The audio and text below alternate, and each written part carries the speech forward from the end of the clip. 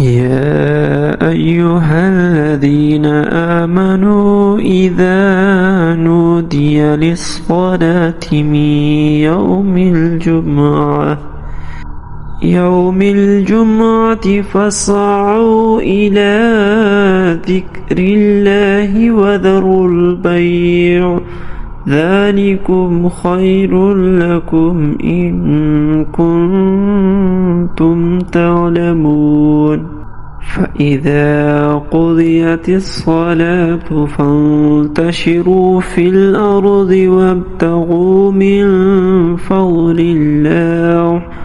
واذكروا الله كثيرا لعلكم تفلحون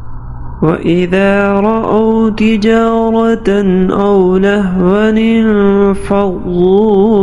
إليها وتركوك قائما قل ما عند الله خير من اللهو ومن التجارة